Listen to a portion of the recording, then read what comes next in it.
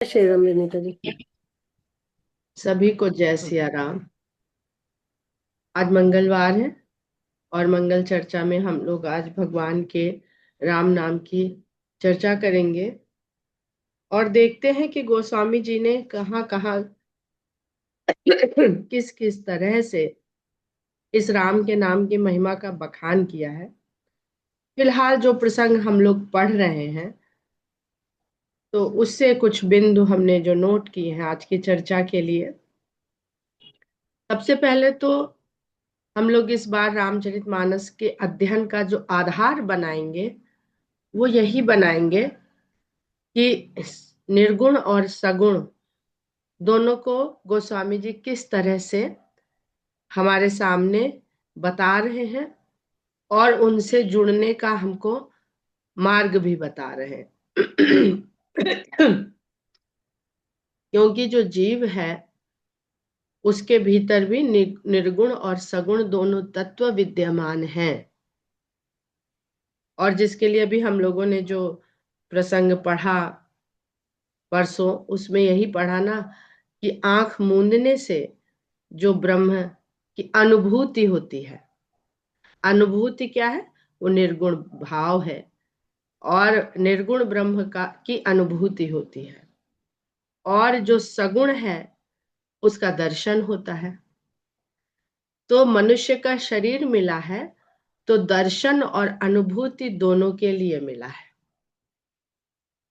अब अनुभूति के लिए हमें हृदय और मन की आवश्यकता है और दर्शन के लिए हमें दृष्टि और मन की आवश्यकता है। मन की आवश्यकता दोनों जगह है और दृष्टि के लिए हम निर्भर हैं नेत्र पर। अब ये हम लोग देखते हैं कि हम लोग किस तरह से इसको समझने का प्रयास कर सकते हैं। समझने का प्रयास क्यों करना है? समझने का प्रयास इसलिए करना है क्योंकि क्षण क्षण हमारे भीतर कलयुग के साथ साथ अन्य तीन युग भी चलते रहते हैं। और उन तीनों, जो कलयुग में तो हम लोग हैं ही, उन तीनों युग के साथ साथ हमारे भीतर तीनों काल भी चलते रहते हैं। इसी पल में हम अपने पिछले पल और अगले पल दोनों के बीच जुड़े हुए हैं। तो माध्यम कौन है पिछले पल और अगले पल के बीच में? ये वर्तमान, ये पल। तो यानी हम देखते हैं कि एक सिरा बीच का वो हर जगह बना हुआ है, उसका अस्तित्व व्याप्त है। तो जब गोस्वामी जी निर्गुण और सगुण की बात कर रहे हैं तो बहुत सरल ढंग से कहने की कोशिश कर रहे हैं कि निर्गुण को कहते हैं अव्यक्त है ना। और जब अव्यक्त व्यक्त होता है तब व्यक्ति बनता है। हम लोग व्यक्ति हैं, अर्थात हम लोग भी इस ब्रह्मांड में ऊर्जा से व्यक्त हुए हैं तब व्यक्ति बने हैं। तो अव्यक्त से व्यक्ति के बीच का जो सिरा है वह है व्यक्त होने का भाव। जैसे भूतकाल से भविष्य काल के बीच का जो सिरा है वो है वर्तमान। तो जो निर्गुण से सगुण होने का जो भाव है, जो यात्रा है, उसके बीच में है व्यक्त होना यानी प्राकट्य। अप्रकट है तो निर्गुण है, प्राकट्य की प्रक्रिया से गुजरा, प्रकट हुआ तो सगुण हो गया। इसी भाव को हम लोग इस बार के अध्ययन में समझने का प्रयास करेंगे। कथा तो वही है, बार बार वही पढ़ रहे हैं, कुछ नया समझ रहे हैं। तो इस प्राकट्य भाव को अब की हम लोग समझने का प्रयास करेंगे। यानी हमारा मुख्य आधार होगा भगवान का प्राकट्य। तो कहाँ कहाँ भगवान के प्राकट्य का वर्णन करते हैं गोस्वामी जी, उस पर हम लोग अवश्य ध्यान देंगे। और देखते हैं तो निर्गुण के लिए वो कहते हैं अज, और सगुण को बताते हैं उसके जन्म के बारे में। प्राकट्य क्या है? जन्म है। फिर निर्गुण को कहते हैं अकथ, अकथनीय।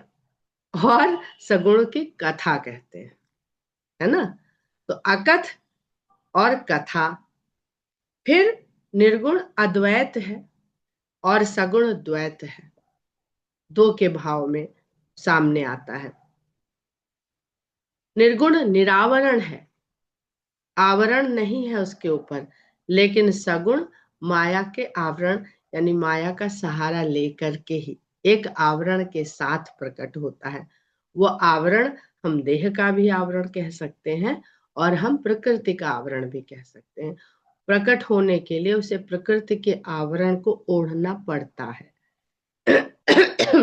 और आगे जब देखते हैं कि भगवान राम की या ब्रह्म की जब गोस्वामी जी गाथा कहते हैं तो बहुत बार कठोर कहते हैं, निष्ठुर कहते हैं, निरंजन कहते हैं।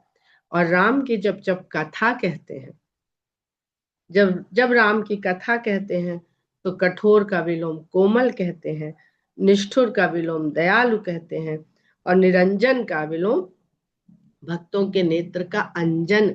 अभी आगे आएगा सब कि गुरु वो अंजन लगाता है जिससे ब्रह्म दिखता है। तो अंजन लगाना क्या है?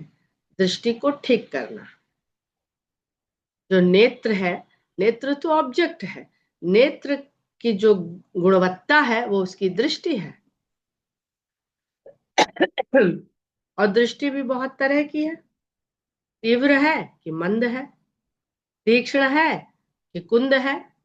और दृष्टि है अब हो गई तो कुदृष्टि है कि सुदृष्टि है। तो दृष्टि के साथ बहुत सारे हमारे साथ जितना हम प्राकट्य में आते हैं उतना हमारे सामने दुविधा की स्थिति आती चली जाती है। इसलिए गोस्वामी जी कहते हैं कि राम नाम मन दीप धरु जीह देहरी द्वार।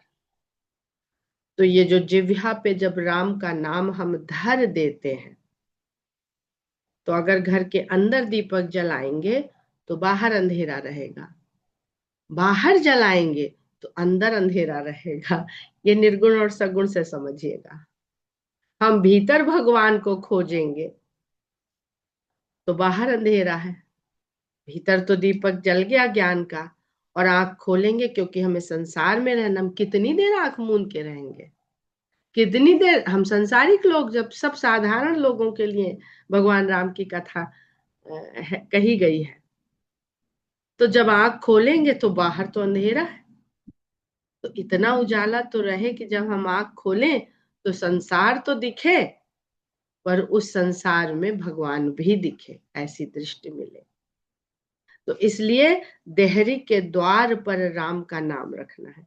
अब अगर कहते हैं कि सगुण और निर्गुण को विराजमान कर लिया कोई बहुत बड़ा साधक है, तो या दो साधक हैं या हम हैं कि दोनों पे विश्वास है, तो इधर निर्गुण को बैठाया इधर सगुण को बैठाया तो थोड़ी दूरी रहती है। दूरी के बारे में आगे पढ़ेंगे हम लोग। बाहर और भीतर में एक विभाजन रेखा होती है जिसको देहरी कहते हैं। तो उस दूरी को मिटाने के लिए जो, अब यहाँ पे गोस्वामी जी के काल का भी थोड़ा स्मरण करिएगा, जब निर्गुणवाद और सगुणवाद में बड़ा मतभेद था, तो वहां पर गोस्वामी जी नाम को बैठा देते हैं कि नाम जो राम है वो निर्गुण के भी बगल में है और सगुण के भी बगल में है। निर्गुण सगुण भले दूर दूर है लेकिन राम का नाम दोनों के समीप है। तो ये भी देहरी का काम हो गया कि वो अंदर बाहर दोनों को जोड़ती है, प्रकाश से भी और अनुभूति से भी। तो माया का आवरण, तो संसार में जब भगवान आएंगे प्रकट होंगे और माया का आवरण लेकर के ही प्रकट होंगे, उस पर निर्भरता है।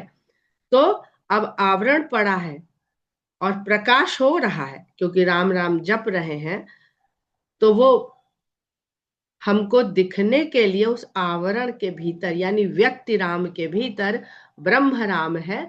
तो क्या आवश्यक है कि आवरण थोड़ा झीना हो। पढ़िएगा जब भगवान काकभुशुंडी का जो वर्णन अभी अभी पढ़ा है ना कि पीत झंगुलिया झीनी, तो आवरण तो रहे लेकिन झीना रहे ताकि हम उस व्यक्ति राम में ब्रह्म राम को देखते रह सके। बहुत सुंदर गोस्वामी जी ने वर्णन किया है इस कथा के द्वारा सगुण और निर्गुण ब्रह्म का। और इसी तरह से जब हम अब मनुष्य बन गए, व्यक्ति बन गए और द्वैत हो गया, उस अंश से हम व्यक्ति बन के अलग हो गए। अभी ये सब पढ़ी हम लोगों ने चौपाइयां। तो हम किसकी सीमा में बंध गए? जन्म और मरण। और जन्म और मरण के बीच का क्या हमारा माध्यम है? जीवन। तो जन्म और मरण हमारे अपने वश की बात नहीं है। तो जो भगवान का धनुष है ना, वो बड़ा टेढ़ा है। ये दोनों बिंदु एक स्थान पे होते हैं धनुष के, लेकिन जो धनुष से यहाँ तक का जीवन रेखा है, वो जीवन रेखा नहीं है, जीवन चक्र है। हम जितना ब्रह्मांड में देखते हैं सब जगह चक्र देखते हैं, रेखा कहीं नहीं देखते, कहीं रेखा है ही नहीं। तो जो ये चक्र है, इसको गोस्वामी जी ने बहुत जगह चाप कहा है। और चाप का अर्थ ही होता है चक्र का एक हिस्सा। जब हम लोग वृत्त बनाते हैं तो चाप लगाते हैं, और हिंदी मीडियम से पढ़े हुए लोग समझ रहे होंगे। तो जो चाप होता है वो वृत्त का एक छोटा हिस्सा होता है। यही वृत्त का एक छोटा हिस्सा हमारा जीवन है, जो उतार चढ़ाव लिए हुए है। यहाँ से उठता है, यहाँ चढ़ता है, उतर के फिर वहीं आता है। तो जीवन उतार चढ़ाव है, जन्म और मरण के बीच का जो हमारा माध्यम है। तो वहां पर हमको कौन सहारा देगा, शक्ति देगा? वो राम का नाम है। तो उस समय हमें राम के नाम का सहारा लेना है। और यहीं पर अगर हम लोग, गोस्वामी जी ने उल्टे नाम का भी वाल्मीकि जी के चौपाई में वर्णन किया। तो अब ये उल्टा नाम जपना क्या है? दृष्टि है और जिह्वा है ना। जपेंगे तो दर्शन करेंगे, जपेंगे तो अनुभूति करेंगे। तो जपेंगे तो दर्शन करेंगे। तो दर्शन कैसे होता है? आंख देखती है, पहले उल्टा प्रतिबिंब बनता है, फिर उल्टे का उल्टा बनता है और सीधा दिखता है। लेकिन भगवान, उसमें जरा सी गड़बड़ हो जाए तो सब गड़बड़ हो जाएगा, दृष्टि दोष हो जाएगा। इसीलिए दर्पण लगाने की बात होती है कि मन के दर्पण को लगा लीजिए, तो जो संसार का प्रतिबिंब बन रहा है, प्रतिबिंब का फिर प्रतिबिंब बनेगा, तो फिर से बिंब हमको दिखने लगेगा। लेकिन भगवान का नाम ऐसा है कि चाहे जो जपो वो राम बन जाएगा। वाल्मीकि जी ने जो मरा मरा जपा, वो राम राम हो गया। और उनको तो राम का नाम हमको पूरे जो कुछ भी संसार में है उससे ही जोड़ने के ऊर्जा का माध्यम है। जो वाल्मीकि जी ने जपा तो रामायण की रचना कर दी उन्होंने। उसका ये भी प्रसंग है कि अगर उल्टे सीधे काम संसार में करने भी पड़े तो राम राम जपते रहिए, तो इतना अंतर मन शुद्ध होगा। ये नहीं होगा कि आप गलत कर रहे तो उसका पाप नहीं लगेगा या उसका भोग नहीं लगेगा। अंतःकरण शुद्ध होता जाएगा। जब अंतःकरण शुद्ध होता जाएगा तो बहिर्गमन कार्य अपने आप ठीक होने लगेंगे। तो ये नाम के जप की महिमा है। ये कुछ गोस्वामी जी ने जो इसमें भाव निहित करे हैं। अब देखते हैं कि सगुण आंख खोलते हैं जब, तो हमें क्या दिखता है? राम तो नहीं दिखता है, तो क्यों जपे? तो आंख खोलने से हमें संसार दिखता है, इसलिए आंख खोलने में भटक जाने का डर है। भटकना क्या है? भ्रम में पड़ जाना। और निर्गुण, वो आंख मूंद के मिलता है। तो आंख मूंदने से वहां भगवान दिखता है। तो वहां पर भी एक भय है, वो है कि सो जाने का भय है। ध्यान और निद्रा, या सो जाने का भय है या भटक जाने का, वहां भी भय है।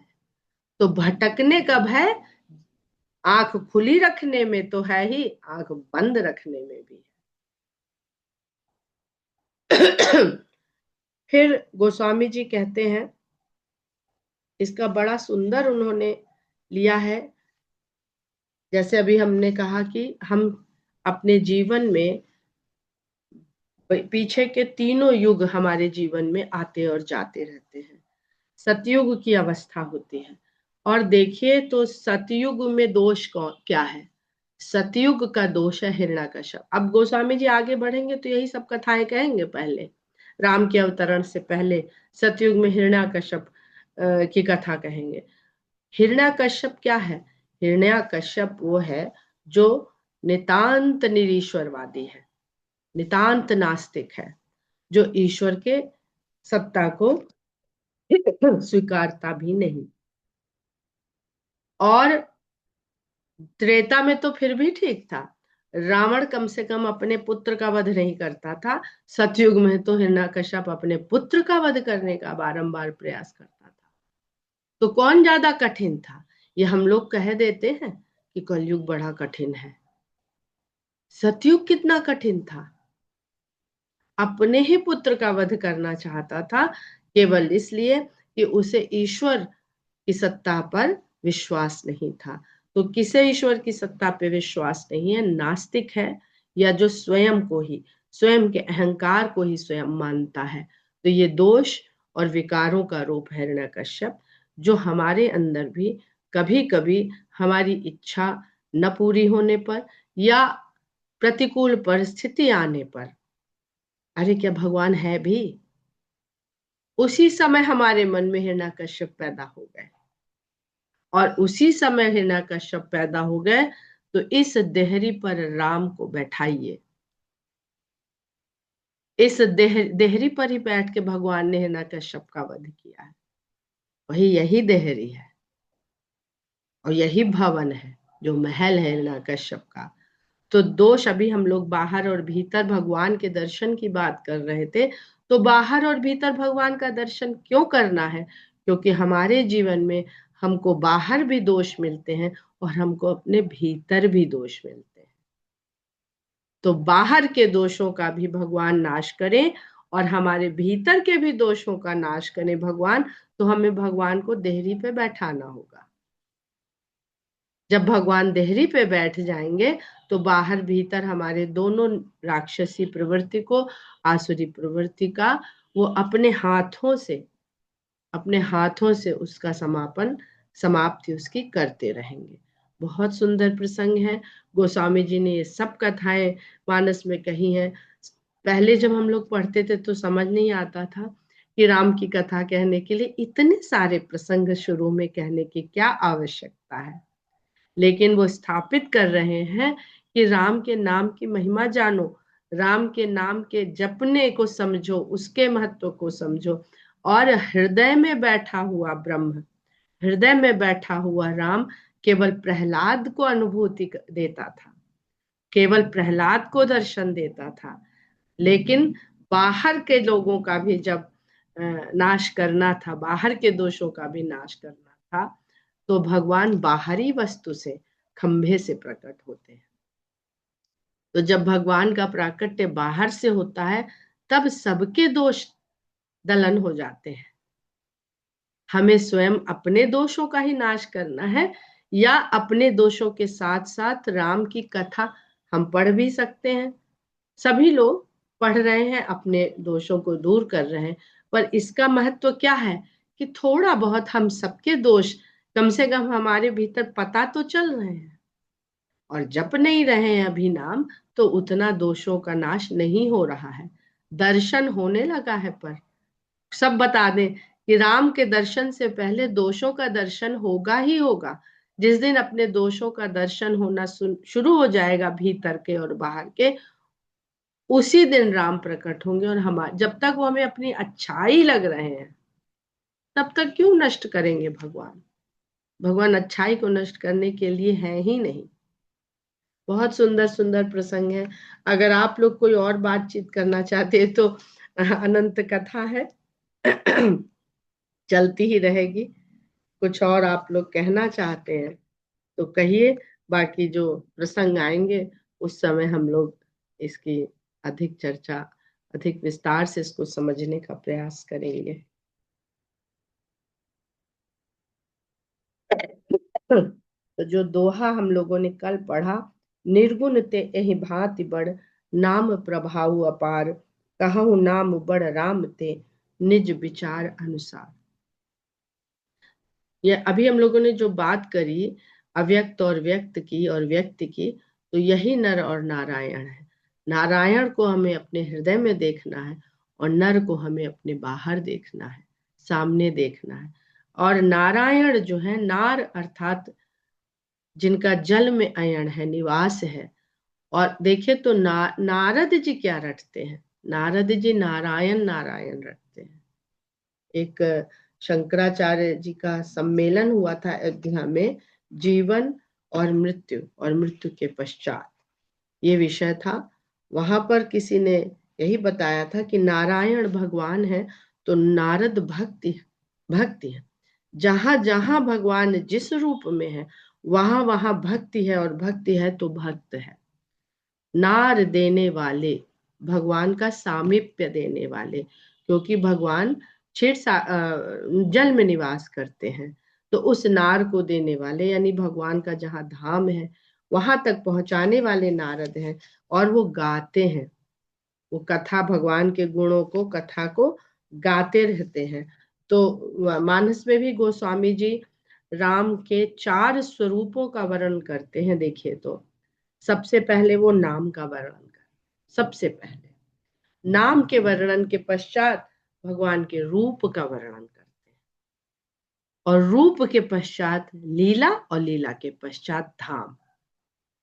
पर इन चारों में राम ही विद्यमान है, चाहे हम नाम की चर्चा करें, जप करें, या रूप का गुणगान करें, या लीला का बखान करें, या धाम में निवास करें। तो यहाँ सबसे सरल क्या है, हमें रूप के लिए तो अभी अभी गोस्वामी जी ने कहा, बताया कि रूप पता भी हो जाए पर नाम न पता हो तो किसी दूसरे को कैसे बताएंगे, क्या बताएंगे। जिसने मिठाई नहीं जानता है कि मीठा कैसा होता है, उसको कैसे समझाएंगे कि ये रसगुल्ला खाओ तुमको कैसा लगेगा, और कहे मीठा लगे, वो कहेगा मीठा क्या होता है। तो आप कैसे बताएंगे मीठा क्या होता है, यही निर्गुण है। तो आसान न तो रूप का बखान, अरे हम लोग ने देखा नहीं, हम बखान क्या करेंगे। लेकिन नाम तो सुना है, नाम सुना भी है, नाम जब भी लेते हैं। तो सबसे सरल नाम है। लीला, लीला पढ़ते हैं, सुनते हैं, आनंद लेते हैं। और धाम तक पहुंचेंगे तो बहुत, उसके लिए तो बहुत यात्रा करनी पड़ेगी, लेकिन सब जगह का टिकट एक ही है, राम का नाम। ऐसा टिकट है जो पासपोर्ट भी खुद है, वीजा भी खुद है, चेक इन भी खुद है, सब क्लियरेंस भी खुद है। वो ले लीजिए तो आसानी है ना, फिर काहे को दुनिया भर के झंझटों में फंसना नहीं पड़ेगा।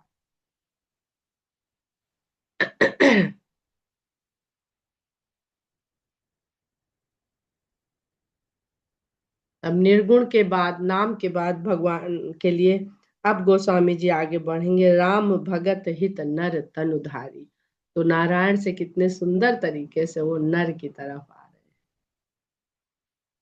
और नर तन की तरफ आ रहे हैं।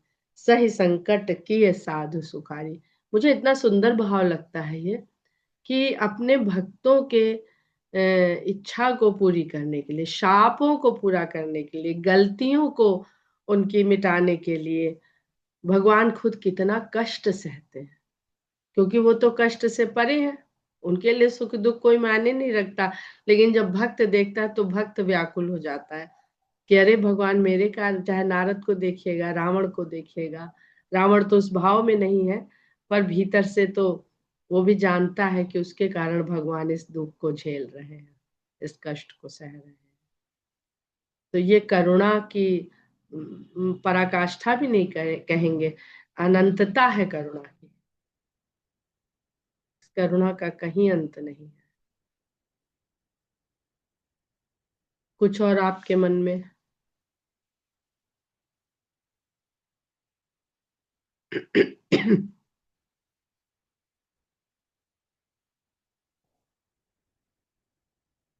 अनिता जी, मैं कुछ पूछूं क्या?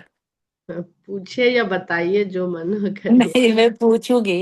यह जी। शंका है, या मतलब पूछना भी नहीं, एक अंदर अंदर की, मतलब क्या मैं कहूँ, बता नहीं सकती हूँ कि जब इंसान जाने लगता है तो जो राम नाम सत्य कहता है, वो वो सुन के क्यों भीतर तक बड़ा एकदम पूरा मतलब एक भय भी होता है, और अच्छा नहीं लगता है, आपको सही बता रहे हैं।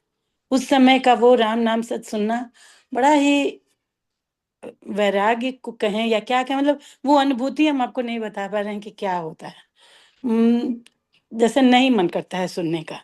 ये क्यों ऐसा होता है, जबकि इतना भागवतम, इतना रामायण, इतना राम नाम जब की महिमा भी हम लोग सुनते हैं, समझते हैं, फिर भी उस समय मन में वो हम आपको नहीं बता पा रहे हैं कि कैसी अनुभूति होती है। बड़ा अच्छा भी नहीं लगता है, डर भी लगता है, भ्रम भी आज होता ही है, आज ही वैराग्य भी होता है। हमें अपना ये नोट पैड मिला, मृत्युंजय सम्मेलन। इसका नाम ही मृत्युंजय सम्मेलन था, जिसका अभी हमने जिक्र किया। वहाँ बहुत सारे नोट्स बनाए थे, पलटते पुलटते कभी मिल जाते हैं तो हम भी फिर से उसको पढ़ के रिमाइंड करते हैं। तो मनुष्य के जीवन के दो शत्रु से लगते हैं। किसी किनका है नाम भी लिखा है ऊपर हमने, जिनका ये वक्तव्य है। उससे फर्क नहीं पड़ता। दो शत्रु हैं जिनसे मनुष्य भय खाता है। एक है मृत्यु और एक है काम। तो हम भय खाते हैं, इसलिए हमें नहीं अच्छा लगता है। हम भय खाना छोड़ देंगे तो हमें कुछ भी उसमें बुरा नहीं लगेगा। हमें सच बताएं तो हमें नहीं बुरा लगता है।